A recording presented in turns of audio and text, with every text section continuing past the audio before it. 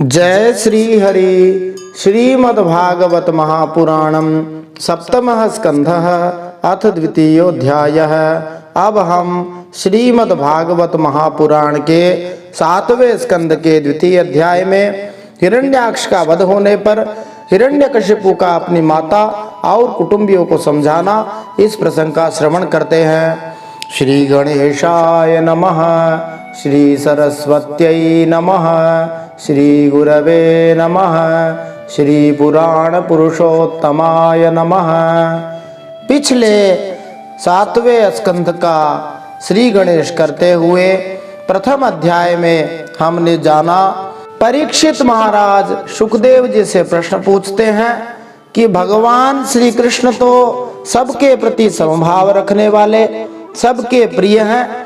जैसा कि श्रीमद् भगवत गीता 9वें अध्याय के 29वें श्लोक में श्री भगवान कहते हैं, समोहम सर्वभूतेषु न मे द्वेष्योस्ति न प्रियः। मैं सभी प्राणियों में समान भाव रखने वाला हूँ और सबका प्रिय भी हूँ। यहाँ पर भी वही बात परीक्षित महाराज पूछ रहे हैं। समः, प्रियः, सुहृद, ये 3 विशेषण भगवान के बताए हैं। तो जब भगवान सबके प्रति समभाव रखने वाले हैं तो वे किसी का पक्ष क्यों लेंगे? और जब भगवान सबके प्रिय हैं तो फिर असुरों के प्रति इतने निष्ठुर क्यों हो जाते हैं? और साथ में भगवान सबके सुहृद हैं। सुहृदम सर्वभूतानां, भगवत गीता में कहा, सभी प्राणियों के अकारण हित करने वाले हैं, शुभ चिंतक हैं। फिर वे दैत्यों का वध करके पक्षपात क्यों करते हैं? ईर्ष्या तथा मैत्री भाव का उदय उसी में होता है जो अधूरा हो। हम अपने शत्रुओं से डरे हुए रहते हैं क्योंकि इस संसार में हमें सदा ही सहायता की आवश्यकता बनी रहती है, लेकिन श्री भगवान को किसी की भी सहायता नहीं चाहिए क्योंकि वे आत्माराम है। भगवान के शत्रुतापूर्ण कार्य उनके तथाकथित शत्रुओं के प्रति शत्रुता का प्रदर्शन नहीं होते, लेकिन इस संसार में मनुष्य सोचते हैं, विशेष रूप से कलयुगी प्राणी तो बहुत ही ज्यादा अपने आप को तार्किक समझते हैं। उनकी बुद्धि बड़ी ही कलुषित हो गई है। वे सोचते हैं कि भगवान भक्तों के प्रति तो अनुकूल रहते हैं और जो भक्त नहीं हैं उनके प्रतिकूल क्यों हो जाते हैं। सुखदेव जी कहते हैं, आपने बड़ा सुंदर प्रश्न पूछा है। श्री भगवान के प्यारे प्रहलाद जी जैसे, ध्रुव जी जैसे भक्तों की महिमा का श्रवण करने से भगवान की भक्ति बढ़ती है। इससे भक्तों के अंदर विश्वास उत्पन्न होता है। जब सत्वगुण का प्राधान्य होता है तो ऋषि तथा देवता सत्वगुण के बल पर समुन्नति करते हैं, जिससे वे भगवान के द्वारा प्रोत्साहित एवं प्रेरित किए जाते हैं। इसी प्रकार जब रजोगुण प्रधान होता है तो असुरगण फूलते फलते हैं, और जब तमोगुण प्रधान होता है तो यक्ष तथा राक्षस समृद्धि पाते हैं। इस प्रकार भगवान सबको समान अवसर प्रदान करते हैं। श्री भगवान जब देवताओं पर कृपा करते हैं अथवा असुरों का वध करते हैं तो यह उनका पक्षपात नहीं होता, अपितु काल का प्रभाव होता है। इसको एक उदाहरण से समझ सकते हैं। एक बिजली का मिस्त्री होता है, वह बिजली से हीटर चलाकर गर्मी उत्पन्न करता है अथवा एसी चलाकर ठंड उत्पन्न करता है। दोनों ही स्थिति में मिस्त्री द्वारा इच्छा के अनुसार बिजली का ठीक प्रकार से उपयोग किया गया है, लेकिन वस्तुतः मिस्त्री को न तो गर्म अथवा ठंडा करने से न ही उससे उत्पन्न होने वाले सुख या दुख से कोई मतलब रहता है। ऐसी अनेक ऐतिहासिक घटनाएं हैं जिसमें भगवान ने किसी असुर का वध किया लेकिन उन्होंने उसका उद्धार कर दिया। पूतना इसका एक उदाहरण है। पूतना का उद्देश्य भगवान श्री कृष्ण को मार डालना था। पूतना अपने स्तनों में हलाहल विष लगाकर भगवान श्री कृष्ण को मारने के उद्देश्य से आई थी, लेकिन जब वह मार डाली गई तो उसे भी वैसा ही उच्चतम पद प्राप्त हुआ जैसा कि भगवान श्री कृष्ण की माता को मिला। भगवान श्री कृष्ण इतने दयालु और निष्पक्ष हैं, उन्होंने पूतना का स्तनपान किया था, इसलिए उन्होंने तुरंत उसे अपनी माता के रूप में स्वीकार कर लिया। पूतना का इस प्रकार वध करने से श्री भगवान की निष्पक्षता में कोई कमी नहीं आई। श्री भगवान ने पूतना का वध शत्रु के रूप में किया, लेकिन उनके परम नियंता होने के कारण उसे उनकी माता जैसे उच्च पद की प्राप्ति हो गई।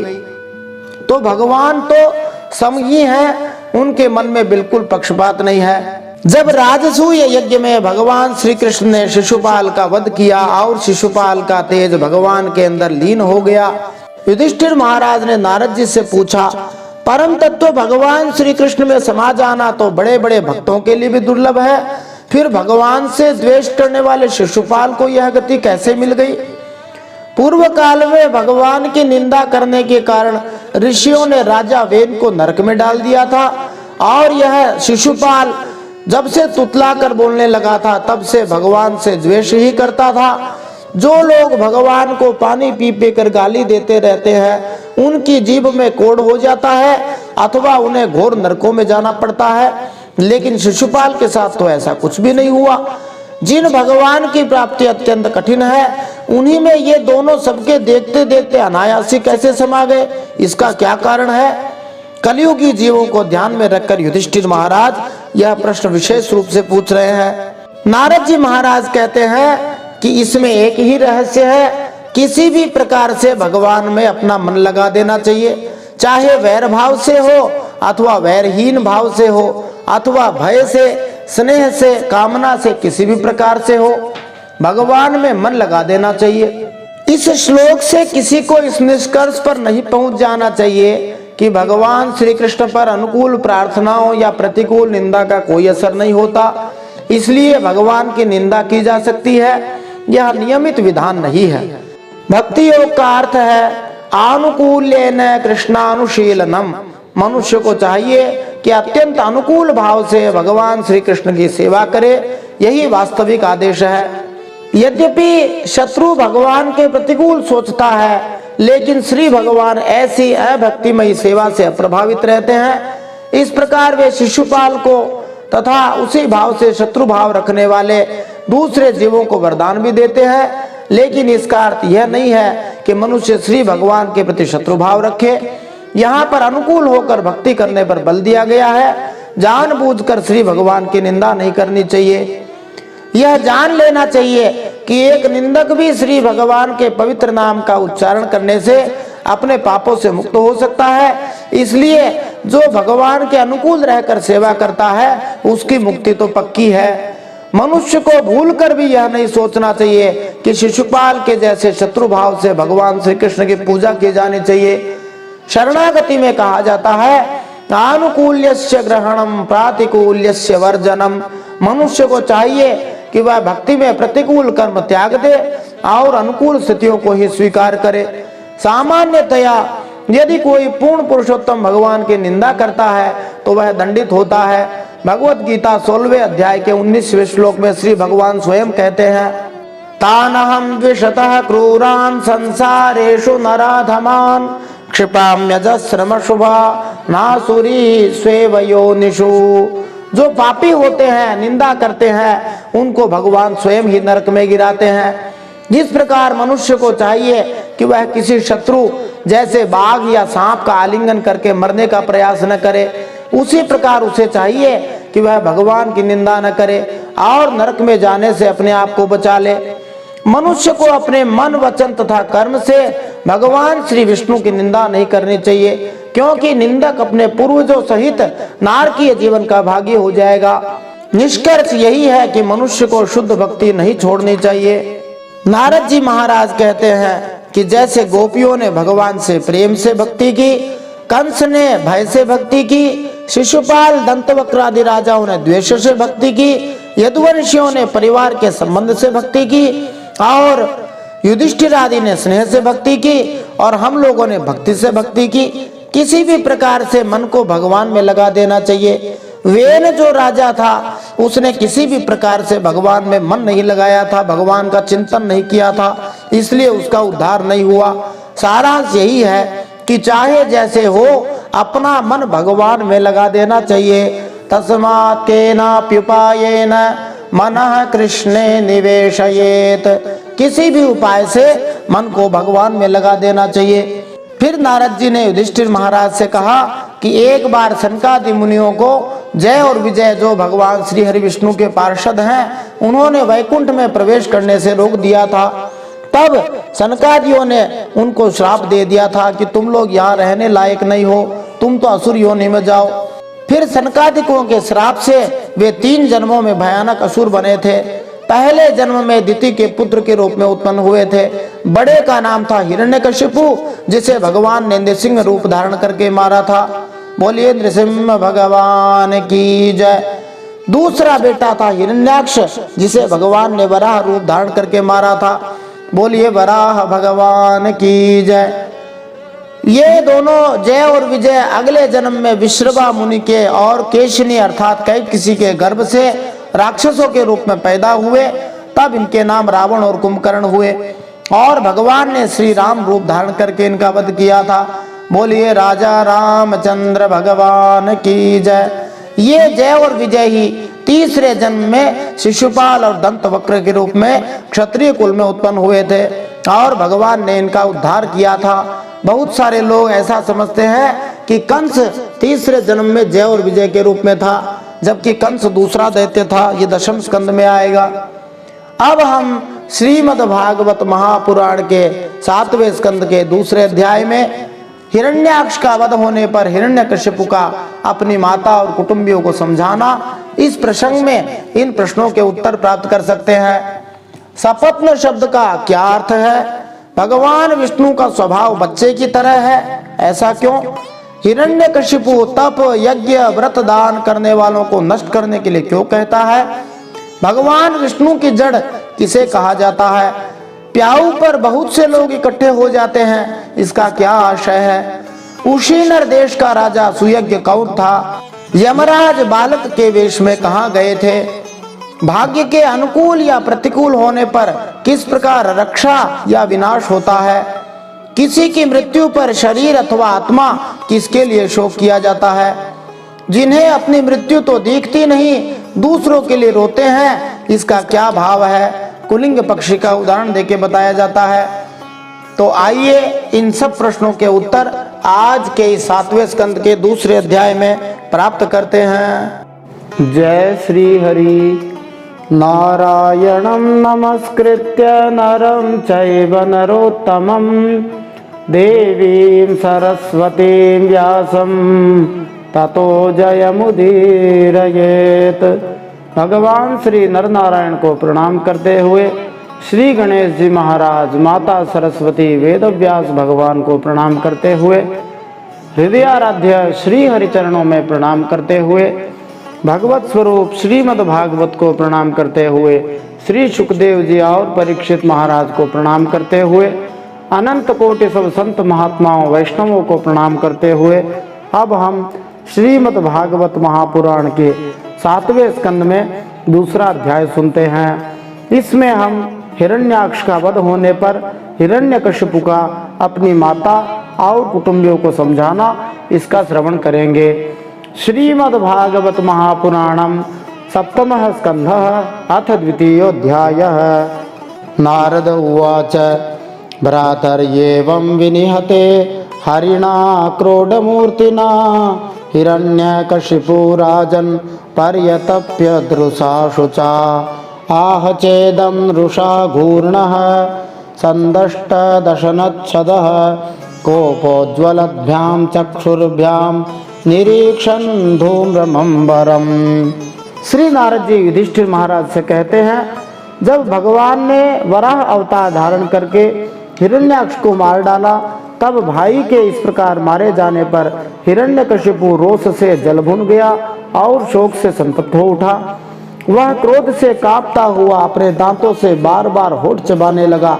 क्रोध से दहकती हुई आंखों की आग के धुएं से धूमिल हुए आकाश की ओर देखता हुआ वह कहने लगा, कराल दंष्ट्रोग्र दृष्ट्या दुष्प्रेक्ष्य भ्रुकुटी मुखः शूलमुद्यम्य सदसि दानवानिदमब्रवीत् भो भो दानव दैतेया विमूर्धस्त्यक्षसंवर शतबाहो हयग्रीव नमुचे पाकैल्वल विप्रचित्ते मम वचः पुलोमन् शकुनादयः शृणुतानन्तरं सर्वे क्रियतामाशुमाचिरम्।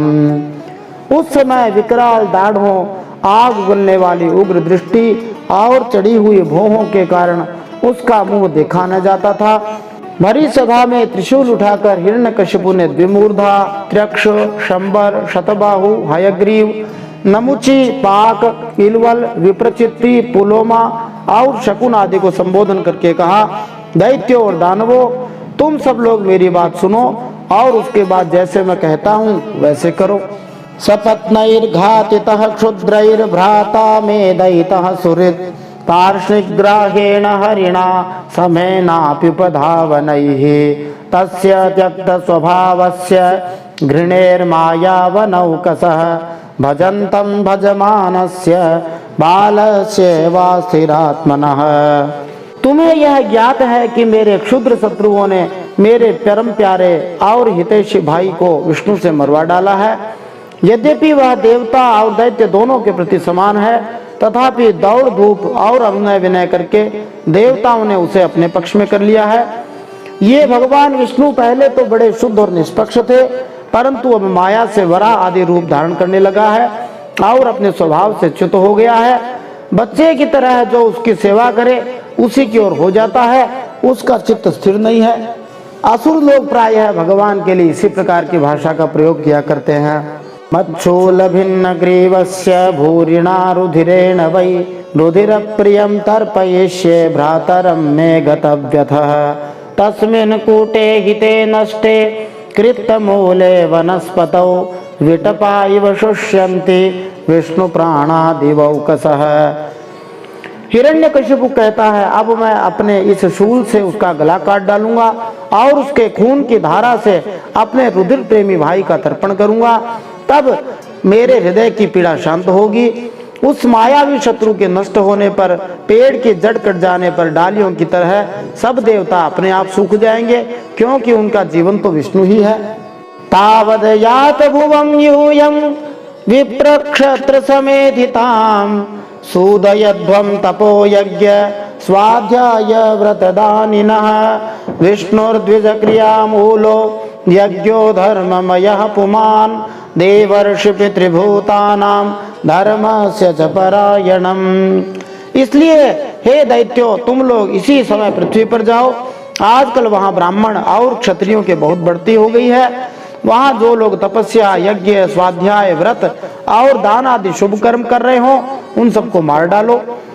विष्णु भगवान की जड़ है द्विजातियों का धर्म कर्म, क्योंकि यज्ञ और धर्म ही उसके स्वरूप हैं। देवता, ऋषि, पितर, समस्त प्राणी और धर्म का वही भगवान विष्णु परमाश्रय है। भगवान विष्णु ही ब्राह्मण संस्कृति के केंद्र बिंदु हैं।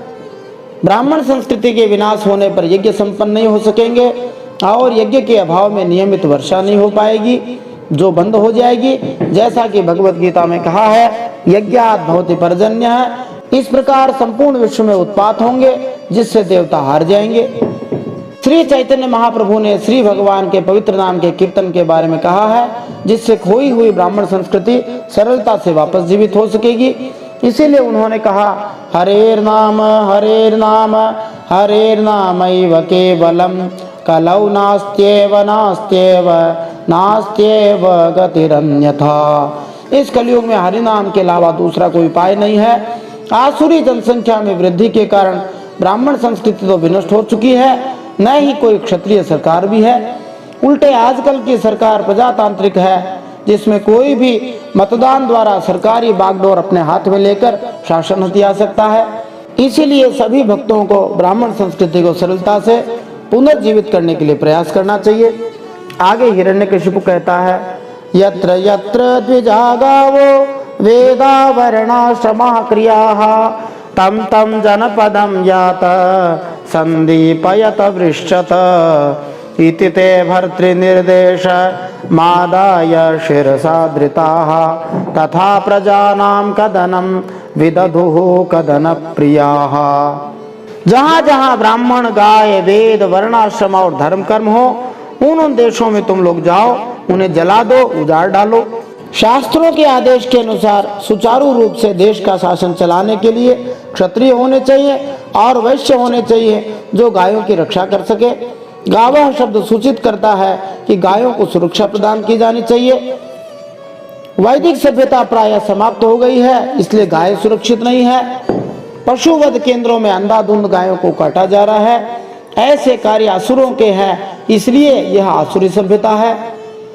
वृक्षों को भी सुरक्षा प्रदान की जानी चाहिए। कलयुग में वृक्षों को उद्योग के लिए, विशेष रूप से कागज मिलों के लिए व्यर्थी काटा जाता है और ये मिलें बड़ी मात्रा में कागज तैयार करती हैं, जिससे आसुरी विज्ञापन, व्यर्थ का साहित्य, अनेक समाचार पत्रों का प्रकाशन होता है तथा अन्य कागजी उत्पादन बनते हैं।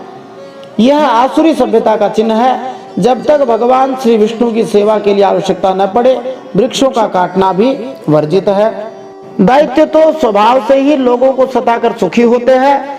दैत्यराज हिरण्यकशिपु की आज्ञा उन्होंने बड़े आदर से सिर झुकाकर स्वीकार कर ली और उसी के अनुसार जनता का नाश करने लग गए। आजकल की वैज्ञानिक प्रगति इस ईर्ष्या का जीता जागता उदाहरण है। नाभिकीय ऊर्जा, जिसको परमाणु ऊर्जा कहते हैं, उसका आविष्कार जनता के लिए विपत्तिजनक रहा है, क्योंकि संसार भर में असुरगण नाभिकीय हथियार बना रहे हैं। असुरगण जो वैदिक संस्कृति को विनष्ट कर देना चाहते हैं, वे निर्बल नागरिकों से अत्यधिक ईर्ष्या करते हैं और ऐसे कार्य करते हैं कि उनकी खोजें अंततोगत्वा हर व्यक्ति के लिए हानिकारक सिद्ध होती हैं। जैसा कि आजकल अनेक लोग युद्ध के लिए तरह तरह के हथियार बना रहे हैं। पुरग्राम व्रजोद्यान क्षेत्रारामाश्रमाकरान् खेट खरवट घोषाश्च ददहुः पत्तनानि च केचित् खनित्रैर्बिभिदुः सेतु प्राकार गोपुरान् आजीव्यांश्चिदुर्वृक्षान् केचित् परशुपाणयः प्रादहन् शरणान्यन्ये प्रजानां ज्वलितोल्मुखैः। उन्होंने नगर, गांव, गायों के रहने के स्थान, बगीचे, खेत, टहलने के स्थान, ऋषियों के आश्रम, रत्न आदि के खाने, किसानों की बस्तियां, तराई के गांव, अहीरों की बस्तियां और व्यापार के केंद्र, बड़े बड़े नगर जला डाले। सरकार का ही नहीं बल्कि संपूर्ण समाज का गठन ऐसा होना चाहिए कि प्रत्येक व्यक्ति को भगवान को संतुष्ट करने की शिक्षा दी जा सके। लेकिन दुर्भाग्य से इस युग में लोग यह नहीं जानते कि मनुष्य जीवन का सर्वोच्च लक्ष्य भगवान श्री विष्णु को संतुष्ट करना है। इसके विपरीत वे असुरों की तरह केवल भगवान श्री विष्णु को मारने की योजना बनाते हैं और इंद्रिय तृप्ति द्वारा सुखी बनना चाहते हैं। कुछ दैत्यों ने खोदने के शस्त्रों से बड़े बड़े पुल, परकोटे और नगर के फाटकों को तोड़ फोड़ डाला। दूसरों ने कुल्हाड़ियों से फले फूले हरे भरे पेड़ काट डाले। कुछ दैत्यों ने जलती हुई लकड़ियों से लोगों के घर जला दिए। ऐसा कोई भी वृक्ष जो मनुष्य के भरण पोषण हेतु स्वादिष्ट फल उत्पन्न करता हो, उसे बिल्कुल नहीं काटना चाहिए। यह शास्त्रों का आदेश है, लेकिन स्वार्थ में अंधे होकर लोग काटे जा रहे हैं, जैसे कि ये दैत्य काट रहे हैं। एवं विप्रकृते लोके दैत्येन्द्रानुचरैर्मुहुः दिवं देवः परित्यज्य भुवि चेरुरलक्षिताः हिरण्यकशिपुर्भ्रातुः संपरेतस्य दुःखितः कृत्वा कटोदकादीनि भ्रातृपुत्रान् सांत्वयत्। इस प्रकार हिरण्यकशिपु के अनुयायियों के द्वारा बार बार अप्राकृतिक घटनाओं के रूप में सताए जाने पर सभी लोगों ने बाध्य होकर वैदिक संस्कृति की सभी गतिविधियां बंद कर दी। देवता भी यज्ञों का फल न पाने के कारण विचलित हो उठे। उन्होंने स्वर्गलोक के अपने अपने आवास त्याग दिए और असुरों से अदृश्य रहकर विनाश का अवलोकन करने के लिए पृथ्वीलोक में इधर उधर घूमने लग गए। श्री नारद जी कहते हैं, अपने भाई की अंत्येष्टि क्रिया संपन्न करने के बाद हिरण्यकशिपु ने अत्यंत दुखित होकर अपने भतीजों को सांत्वना प्रदान करने का प्रयास किया। शकुनिम शंबरम धृष्टम भूत संतापनम मृकम कालनाभम महानाभम हरिश्मश्रुमथोत्कचम तन्मातरम रुषाभानुम दितिम च जननीम गिरा श्लक्षणया देशकालज्ञ विदमाह जनेश्वर। हिरण्यकशिपु अत्यंत क्रुद्ध था, लेकिन महान राजनीतिज्ञ होने के कारण वह देश तथा काल के अनुसार कर्म करना जानता था। इसलिए वह अपने भतीजों को मीठे वचनों से सांत्वना देने लग गया। इनके नाम थे शकुनी, शंबर, दृष्टि, भूत संतान, वृक, कालनाभ, महानाभ, हरिश्मश्रु तथा उत्कच। उसने उनकी माता अर्थात अपने अनुज वधु रुषाभानु एवं अपनी माता दिति को भी ढाढ़स बधाया। वह उनसे इस प्रकार बोला। हिरण्यकशिपुरुवाच अम्बाम्ब हे वधूपुत्रा वीरं मारहथ शोचितुं रिपोरभिमुखे श्लाघ्यः शूराणां वधईप्सितः भूतानामिह संवासः प्रपायामिव सुब्रते दैवेनैकत्र नीताना मुन्नीतानां स्वकर्मभिः। हिरण्यकश्यपु ने कहा, मेरी प्यारी माँ, बहू और पुत्रों, तुम्हें वीर हिरण्याक्ष के लिए किसी प्रकार का शोक नहीं करना चाहिए। वीर मनुष्य तो ऐसा चाहते ही हैं कि लड़ाई के मैदान में अपने शत्रु के सामने उसके दांत खट्टे करके प्राण त्याग करें। वीरों के लिए ऐसी ही मृत्यु प्रशंसनीय होती है। देवी, जैसे प्याऊ पर बहुत से लोग इकट्ठे हो जाते हैं परंतु उनका मिलना जुलना थोड़ी देर के लिए होता है, वैसे ही अपने कर्मों के फेर से भाग्य के कारण जीव भी मिलते हैं और बिछुड़ते रहते हैं। इसलिए बहुत ज्यादा सुख दुख नहीं करना चाहिए। यद्यपि दैत्यों को ज्ञान में अत्यंत बढ़ा चढ़ा माना जाता है परंतु वे श्री भगवान की सेवा में अपनी ऊंची बुद्धि का प्रयोग नहीं करने के कारण ही दैत्य या असुर कहलाते हैं। लेकिन देवतागण बड़ी ही बुद्धिमानी से पूर्ण पुरुषोत्तम भगवान श्री हरि को प्रसन्न रखने के लिए ही कर्म करते हैं। श्रीमद् भागवत में ही पहले स्कंद के दूसरे अध्याय के 13वें श्लोक में इसकी पुष्टि हुई है कि हम सभी मनुष्यों का लक्ष्य यही होना चाहिए, संसिद्धिर हरितोषणम, वही काम करना चाहिए जिससे भगवान श्री हरि प्रसन्न हो जाएं।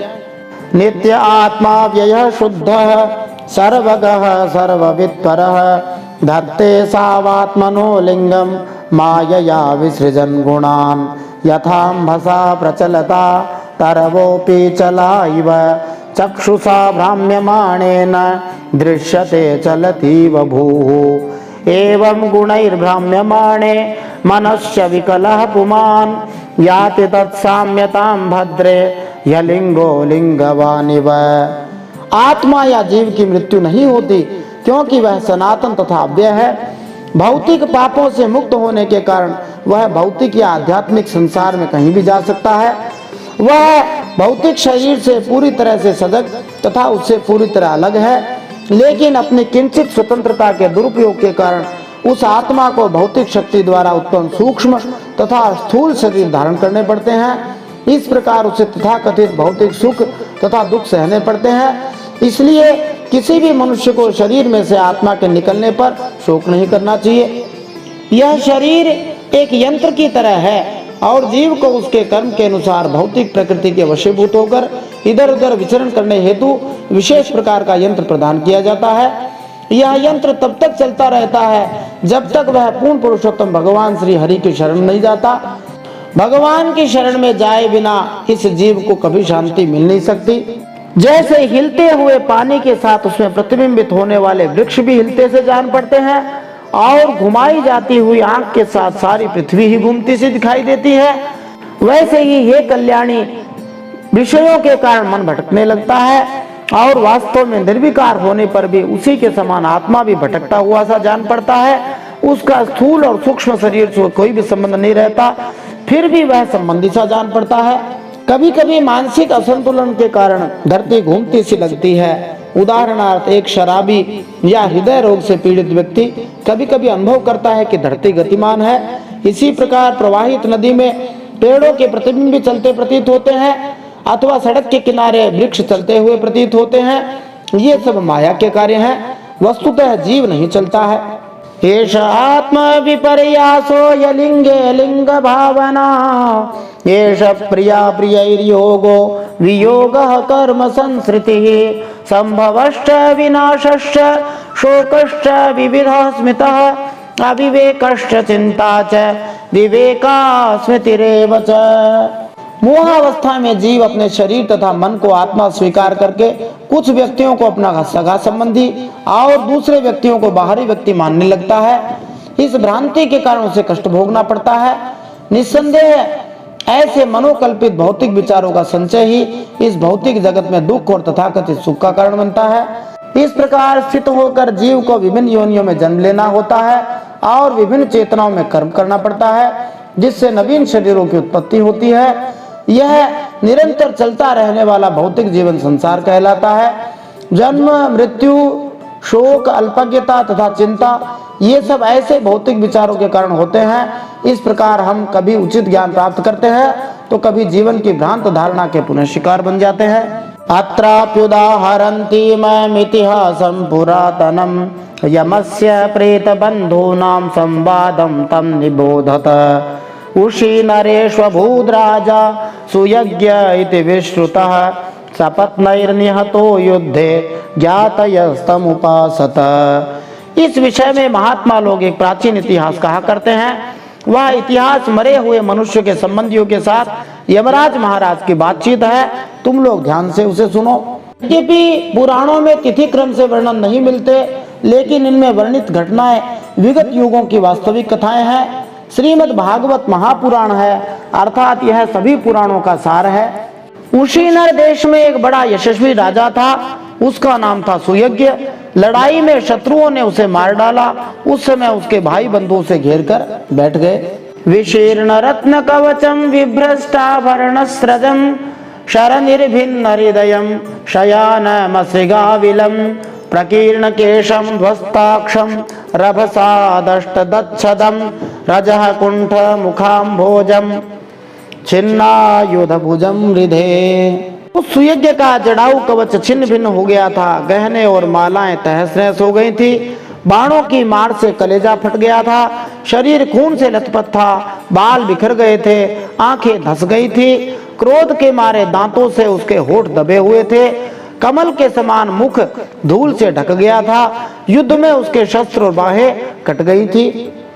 फिर वंशस्थ और इंद्रवंशा छंद में कहते हैं, उषे नरेन्द्रम विधिना तथा कृतम पतिं महेश्य प्रसमीक्ष दुःखिताः हतास्मनाथेति करैरुरो भृशं ग्रन्थ्यो मुहुस्तात् पदयोरुपापतन्। रानियों को भाग्यवश अपने पतिदेव उशीनर नरेश की यह दशा देखकर बड़ा दुख हुआ। वे हा नाथ, हम अभागिने तो बेमौत मारी गईं, ऐसा कहकर बार बार जोर से छाती पीटती हुई अपने स्वामी के चरणों के पास गिर पड़ी। रुदात्य उच्चैर दैतांग्री पंकजम सिंचन्त्य आश्रयी कुच कुंकुमारुणैः विस्रस्त केशा भरणः शोचं नृणां सृजन्त्य आक्रंदनया विलेपिरे। वे जोर जोर से इतना रोने लगे कि उनके कुछ कुंकुम से मिलकर बहते हुए लाल लाल आंसुओं ने प्रियतम के पैरों को भी पखार दिया। उनके केश और गहने इधर उधर बिखर गए। वे करुण क्रंदन के साथ विलाप कर रही थी, जिसे सुनकर मनुष्यों के हृदय में शोक का संचार हो जाता था। अहो विधात्रा करुणेन नः प्रभो भवान् प्रणीतो दृगगोचरां दशाम् उशीनराणामसि वृत्तिदः पुरा कृतोऽधुना येन शुचां विवर्धनः। वे कहती है, हाय विधाता बड़ा क्रूर है। हे स्वामिन, उसी ने आज आपको हमारी आंखों से ओझल कर दिया। पहले तो आप समस्त देशवासियों के जीवन दाता थे, आज उसी ने आपको ऐसा बना दिया कि आप हमारा दुख बढ़ा रहे हैं। त्वया कृतज्ञेन वयं महीपते कथं विना श्याम सुरतमेन ते तात्रानुयानं तव वीरपादयोः शुश्रूषतीनां दिशया प्रयास्यसि। हे पतिदेव, आप हमसे बड़ा प्रेम करते थे, हमारी थोड़ी सी सेवा को भी बड़ी करके मानते थे। हाय, अब आपके बिना हम कैसे रह सकेंगे? हम आपके चरणों की चेरी हैं। हे वीरवर, आप जहां जा रहे हैं वहीं चलने की हमें भी आज्ञा दे दीजिए। पुराने जमाने में क्षत्रिय राजा सामान्यतया कई पत्नियों का पति होता था और राजा की मृत्यु होने पर, विशेषतया युद्ध भूमि में मरने पर, सभी रानियां पति के साथ सहमरण स्वीकार करती थी, क्योंकि वही उनका जीवन होता था। जब पांडवों के पिता पांडु महाराज की मृत्यु हुई तो उनकी दो पत्नियां थी। पहली युधिष्ठिर भीम तथा अर्जुन की माता कुंती और दूसरी नकुल तथा सहदेव की माता माद्री। वे दोनों ही अपने पति के साथ चिता में जल मरने हेतु तैयार थी। उसके बाद ऐसा समझौता हुआ जिससे कुंती तो छोटे छोटे बालकों के पालन पोषण हेतु जीवित रही और दूसरी पत्नी माद्री को पति के साथ मरने की आज्ञा दे दी गई। एवं विलपतीनां वै परिगृह्य मृतं पतिम् अनिच्छतीनां निर्हार मर्कोस्थं सन्यवर्तत तत्र प्रेतबन्धूना माश्रुत्य परिदेवितम् आहतान् बालको भूत्वा यमः स्वयमुपागतः। वे अपने पति की लाश पकड़कर इसी प्रकार विलाप करती रहीं। उस मुर्दे को वहां से दाह के लिए जाने देने की उनकी इच्छा नहीं होती थी। इतने में ही सूर्यास्त हो गया। वैदिक पद्धति के अनुसार यदि कोई व्यक्ति दिन में मरता है तो उसका अंतिम संस्कार सूर्यास्त के पहले हो जाना चाहिए, चाहे उसे जलाया जाए या दफनाया जाए। यदि वह रात्रि के समय मरता है तो अगले दिन उसे सुबह सुबह अंतिम संस्कार कर देना चाहिए। कभी कभी जब गाय का बछड़ा मर जाता है तो ग्वाले उस बछड़े के मृत शरीर को गाय के सामने प्रस्तुत करके उसे भ्रम में रखते हैं। इस प्रकार वह गाय जो वैसे दूध नहीं दूहने देती, बछड़े के मृत शरीर को चाटती है और दूध दूहने देती है। इससे शास्त्र के वर्णन की पुष्टि होती है कि अल्पज्ञानी मनुष्य देहात्म बुद्धि के कारण पशु के समतुल्य होता है। न केवल अल्पज्ञ व्यक्ति तथा स्त्रियां शरीर को आत्मा मानती है, बल्कि हमने देखा है कि एक तथाकथित योगी का शव उसके शिष्यों द्वारा कई दिनों तक रखने दिया गया, क्योंकि वे सोचते थे कि उनके गुरु समाधि में है। जब शरीर सड़ने लगा और दुर्गंध ने यौगिक शक्ति को परास्त कर दिया, तब कहीं जाकर शिष्यों ने उस योगी के शरीर को जलाने दिया। इस प्रकार अल्पज्ञानी व्यक्ति देहात्म बुद्धि में अत्यंत प्रबल होते हैं। उनकी तुलना गधों से ही की जा सकती है। उस समय उसी नर राजा के संबंधियों ने जो विलाप किया था, उसे सुनकर वहां स्वयं यमराज बालक के वेश में आए और उन्होंने लोगों से कहा। कभी कभी जीव को अपना शरीर त्याग कर यमराज के निर्णय के अनुसार दूसरे शरीर में प्रवेश करना पड़ता है, लेकिन जीव के लिए दूसरे शरीर में प्रवेश करना तब तक संभव नहीं होता जब तक मृत शरीर को दाह कर्म द्वारा या अन्य किसी साधन से नष्ट न कर दिया जाए। जीव को वर्तमान शरीर के प्रति आसक्ति होती है और वह दूसरे शरीर में प्रवेश करना नहीं चाहता, इसलिए वह तब तक प्रेत बनकर रहता है। यदि मरा हुआ व्यक्ति पुण्यात्मा होता है तो यमराज उसे शांति देने के उद्देश्य से दूसरा शरीर प्रदान कर देते हैं। इसीलिए अंतिम संस्कार किया जाना चाहिए। लेकिन जब अंतिम संस्कार नहीं किया गया तो यमराज देवता बालक के वेश में आए। बालक का वेश धारण करने की विशेष बात यह भी थी कि बालक को कहीं भी जाने की छूट रहती है, यहाँ तक कि राजमहल में भी जा सकता है। इसके अलावा छोटा बालक जब दर्शन की बातें करता है तो लोगों को अच्छा लगता है, तो बड़ी रुचि होती है कि इतना सा बच्चा इतने ज्ञान की बातें कहता है। अब यम उवाच उपजाति छंद में कहते हैं, अहो अमीशाम वयसाधिकानां विपश्यतां लोक विधिं विमोह यत्रागतस्तत्र गतं मनुष्यं स्वयं सधर्मापि शोचन्त्यपार्थम। यमराज बोले, बड़े आश्चर्य की बात है, ये लोग तो मुझसे सयाने हैं, बराबर लोगों का मरना जीना देखते हैं, फिर भी इतने मूढ़ हो रहे हैं। अरे ये मनुष्य जहां से आया था वहीं चला गया, इन लोगों को भी एक न एक दिन वहीं जाना है, फिर झूठ मूठ ये लोग इतना शोक क्यों करते हैं। प्रायः जो नास्तिक सिद्धांत को मानने वाले लोग होते हैं वो कहते हैं आत्मा आदि का कोई अस्तित्व नहीं है, तब भी दुख करने का कोई कारण नहीं है। एक विशाल गगनचुंबी महल पृथ्वी से ही प्रकट होता है, उसे तोड़ देने पर वह पुनः अप्रकट हो जाता है, अदृश्य हो जाता है और अंततः परमाणुओं के रूप में रह जाता है।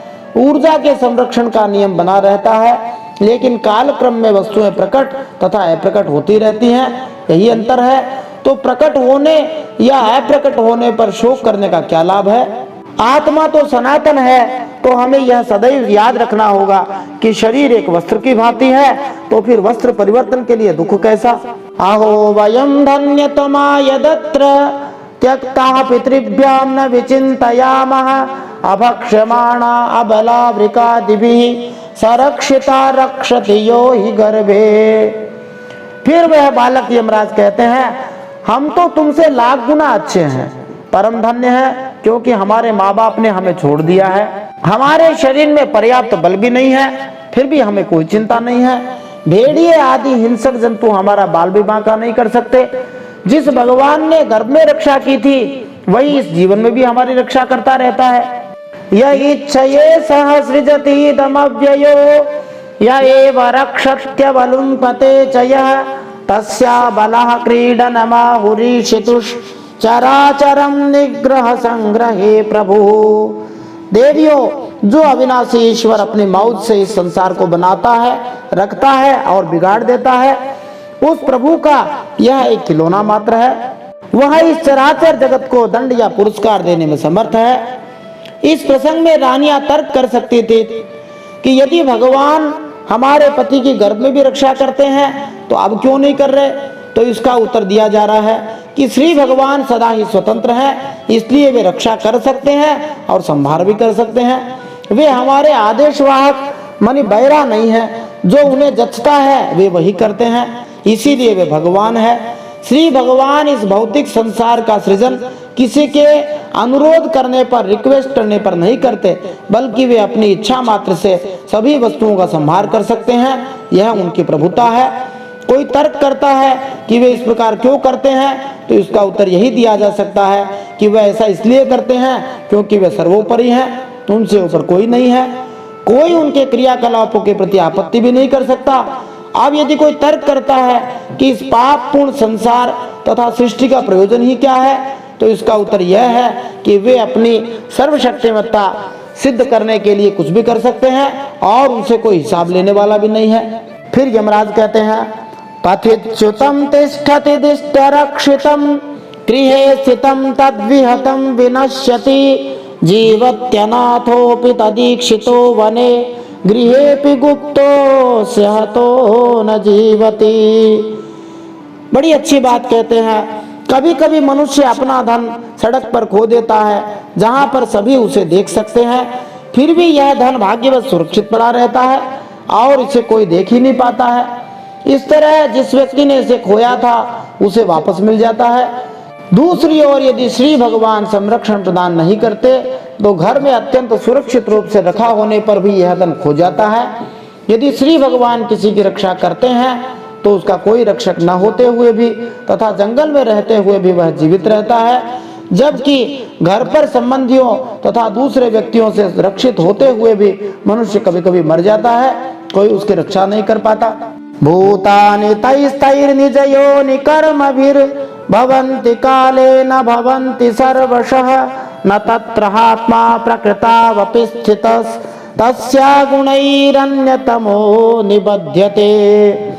हे रानियों, सभी प्राणियों की मृत्यु अपने पूर्व जन्मों के कर्म वासना के अनुसार समय पर होती है और उसी के अनुसार उनका जन्म भी होता है, लेकिन आत्मा शरीर से अलग है, इसलिए वह उसमें रहने पर भी उसके जन्म मृत्यु आदि धर्मों से अलग ही रहता है।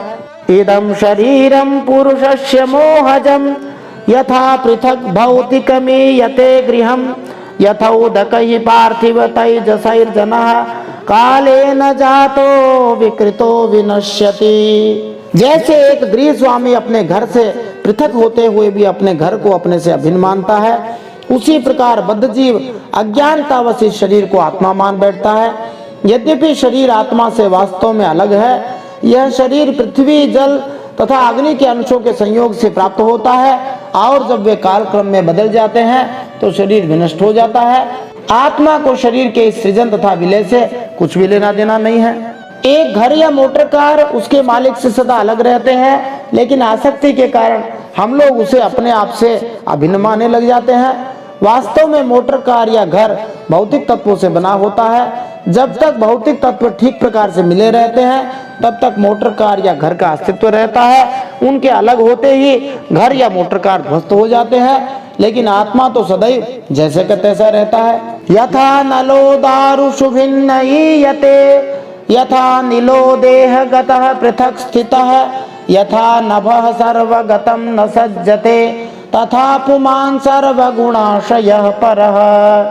जैसे काठ में रहने वाली व्यापक अग्नि स्पष्ट ही उससे अलग है, जैसे देह में रहने पर भी वायु का उससे कोई संबंध नहीं है, जैसे आकाश सब जगह एक सा रहने पर भी किसी के दोष गुण से लिप्त नहीं होता, वैसे ही समस्त देह इंद्रियों में रहने वाला और उनका आश्रय आत्मा भी उनसे अलग और निर्लिप्त ही है। सुयज्ञो नन्वयं शेते मूढ़ाय मनुषोचथ यह श्रोता योनो भक्तेः स न दृश्येत कर्हिचित् न श्रोता नानुवक्तायं मुख्योऽप्यत्र महानसु यस्त्वेन्द्रियवानात्मा स चान्यः प्राणदेहयोः।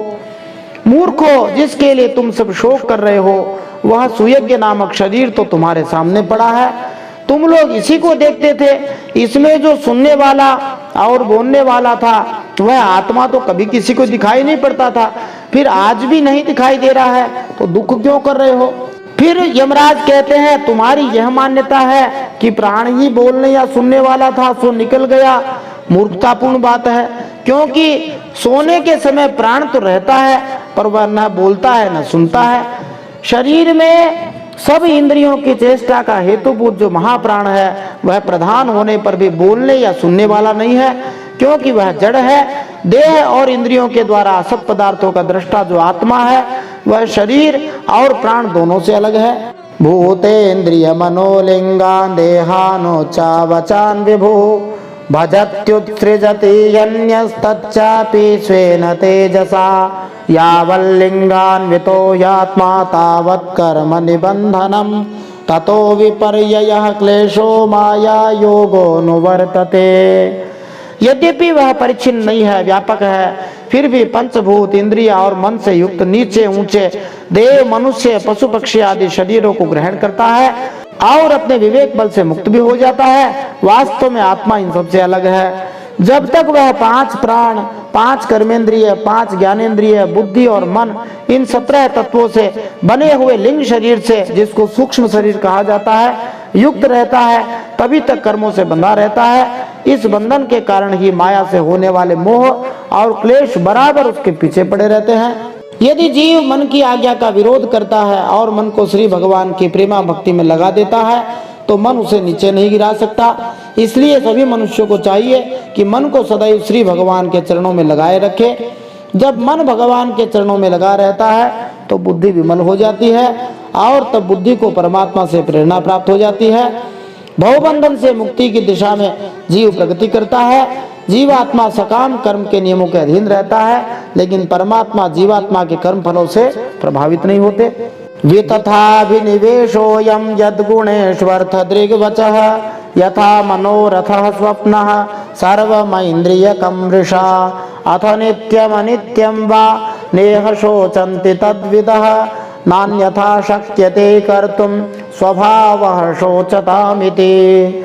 प्रकृति के गुणों और उनसे बनी हुई वस्तुओं को सत्य समझना अथवा कहना झूठ मूठ का दुराग्रह है। मनोरथ के समय की कल्पित और स्वप्न के समय की दीख पड़ने वाली वस्तुओं की तरह इंद्रियों के द्वारा जो कुछ ग्रहण किया जाता है सब मिथ्या है। इसलिए शरीर और आत्मा का तत्व जानने वाले मनुष्य न तो अनित्य शरीर के लिए शोक करते हैं और न नित्य आत्मा के लिए ही, परंतु ज्ञान की दृढ़ता न होने के कारण जो लोग दुख करते रहते हैं उनका स्वभाव बदलना बहुत कठिन है। अब यमराज महाराज एक कहानी सुना करके समझाते हैं कि दुख क्यों नहीं करना चाहिए। लुब्धको विपिने कश्चित् पक्षिणां निर्मितोऽन्तकः वितत्य जालं विदधे तत्र तत्र प्रलोभयन् कुलिंग मिथुनं तत्र विचरत्समदृश्यत तयोः कुलिंगी सहसा लुब्धकेन प्रलोभिता। एक जंगल में एक बहेलिया शिकारी रहता था। वह बहेलिया क्या था, विधाता ने मानो उसे पक्षियों के काल के लिए ही रचा था। जहाँ कहीं भी वह जाल फैला देता, ललचा कर चिड़ियों को फंसा लेता। एक दिन उसने कुलिंग नामक पक्षी के एक जोड़े को चारा चुगते देखा। उनमें से उस बहेलिये ने मादा पक्षी को तो शीघ्र ही फंसा भी लिया। सा सज्जत शिचस्तंत्याम महिषी कालयंत्रिता कुलिंगस्तां तथा पन्नां निरीक्ष वृष दुःखितः स्नेहादकल्पः कृपणः कृपणां पर्यदेवयत् अहो अकरुणो देवः स्त्रिया करुणया विभुः कृपणं मानुषोचन्त्या दीनया किं करिष्यति। कालवश वह जाल के फंदों में फंस तो गई। नर पक्षी को अपनी मादा की विपत्ति को देखकर बड़ा दुख हुआ।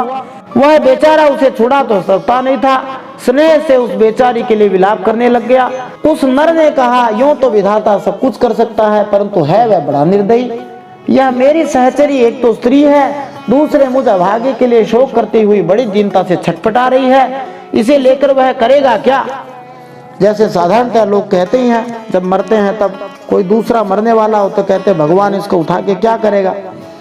कामं नयतु मां देवः किमर्थेनात्मनो हि मे दीनेन जीवता दुःखमनेन विधुरायुषा कथं त्वजात भक्षांस्तान् मातृहीनान् बिभर्म्यहं मंदभाग्यः प्रतीक्षन्ते नीडे मे मातरं प्रजाः। उसकी मौज हो तो मुझे ले जाए, इसके बिना मैं अपना यह अधूरा विधुर जीवन जो दीनता और दुख से भरा हुआ है लेकर क्या करूंगा जी।